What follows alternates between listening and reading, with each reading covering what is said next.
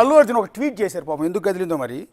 నా ఫ్యాన్స్ తమ అభిప్రాయాలను బాధ్యతాయుతంగా వ్యక్తపరచాలని, ఎవరిని వ్యక్తిగతంగా కించపరిచే విధంగా పోస్టులు వేయొద్దని నా విన్నపం. ఫ్యాన్స్ ముసుగులో గత కొన్ని రోజులుగా ఫేక్ ఐడి, ఫేక్ ప్రొఫైల్స్తో పోస్టులు వేస్తున్న వారిపై చర్యలు తీసుకోబడతాయి. నెగిటివ్ పోస్టులు వేస్తున్న వారికి దూరంగా ఉండాలని నా ఫ్యాన్స్కి సూచిస్తున్నాను.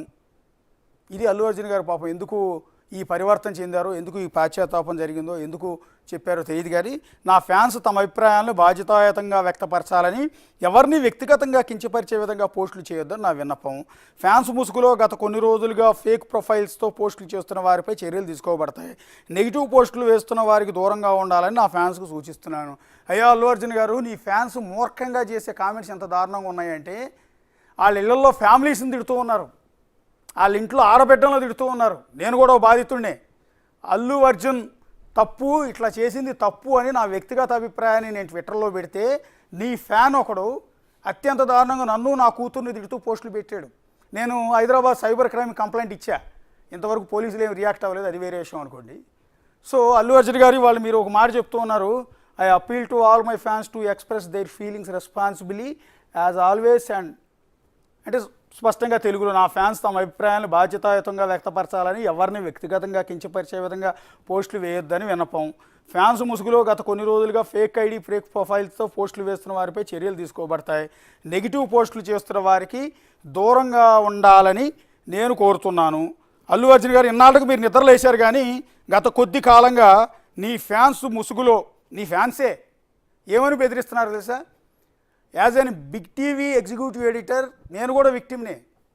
నేను ఇది తప్పు అని బాధితురాలి తరపున ఆ బాధితురాలికి న్యాయం చేయండి, ఆ బిడ్డకి న్యాయం చేయండి అని నేను ట్విట్టర్లో పోస్ట్ పెడితే, నీ అభిమాని, నీ కరడిగట్టిన సైకో ఉన్మాద ఫ్యాన్ ఏమని పెట్టాడంటే, నీకు ఎదిగిన కూతురు ఉంది, రేపు జరగరానిది జరిగిందనుకో, నువ్వు పెడుతున్న పోస్టులకి వల్ల తిరిగి నీ కూతుర్ని పబ్లిసిటీ చేస్తారు, సోషల్ మీడియా ముందు తర్వాత బూతులు పెట్టాడే, నేను చదివి అనిపించలేను, నీ ఫ్యామిలీ ముఖ్యం నీకు, అది చూసుకో.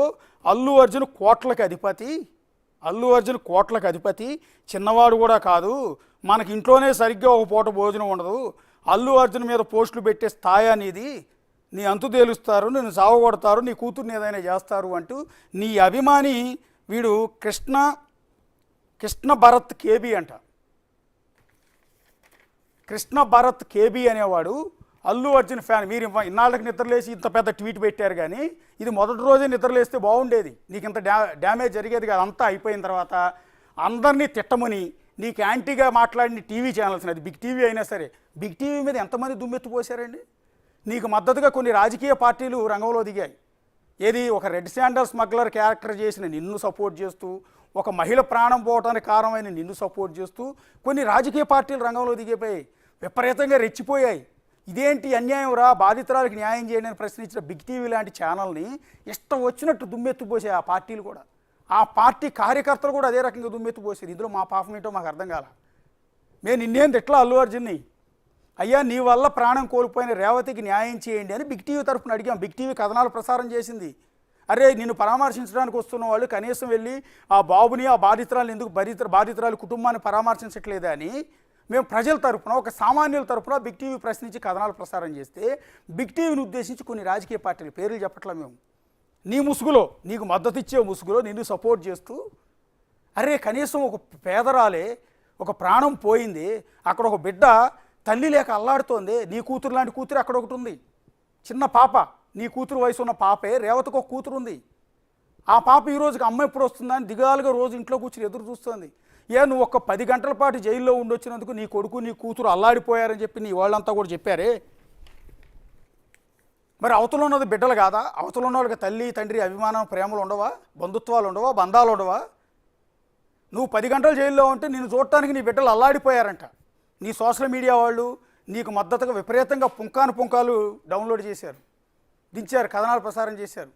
కానీ మరి అవతల రేవతి చచ్చిపోయింది, రేవతి కొడుకు చావు బతుకుల్లో ఉన్నాడు, రేవతి కూతురు మా అమ్మ ఎప్పుడు వస్తుందని నాన్న రోజు అడుగుతూ ఏడుస్తోంది. ఆ తల్లి రోజు సాయంత్రం అవగానే అమ్మ అన్నం తినిపించేదే, అన్నం తినిపించడానికి వాళ్ళ అమ్మ రాలేదే అని చెప్పి ఆ బిడ్డ ఏడుస్తోంది. ఒక ఆడపిల్ల, నీ కూతురు వయసే, నీ కూతురు అర్హ ఉంది కదా, అర్హ వయసు ఉన్న పాపే, ఇంకో చిన్నారి పాప అక్కడ వాళ్ళ ఇంట్లో రేవతి ఇంట్లో ఏడుస్తుంది ప్రతిరోజు ఈ రోజు కూడా. ఆ పాప ఏం మాట్లాడిందో కాసేపట్లో మీకు చూపిస్తాం. ఇది ఇవాళ ఇన్నాళ్ళ తర్వాత నువ్వు నిద్రలేసి ఒక ట్వీట్ చేసావు, కానీ జరగాల్సిందంతా జరిగిపోయింది. ఆల్రెడీ బిగ్ టీవీ లాంటి ఛానల్స్ని దుమ్మెత్తు పోశారు, ఏది నువ్వు చేసింది తప్పు అన్నందుకు. సో ఇప్పుడు ఈ లైవ్ షో తర్వాత కూడా ఎన్ని తిడతారో తెలియదు. ఇప్పుడు యూట్యూబ్ కామెంట్స్లో ఒకసారి చూస్తే ఆ ఉన్మాద మోకలు నీకు సపోర్ట్ చేస్తున్న రాజకీయ పార్టీలు, వాళ్ళ కార్యకర్తలు, నీ ముసుగులో ఉన్న ఆ ఉన్మాద అభిమానులు, నువ్వు తయారు చేసిన సైకోలు కొంతమంది ఏ రకమైన తప్పుడు కామెంట్స్ పెడతారో కూడా చూడండి ఒకసారి యూట్యూబ్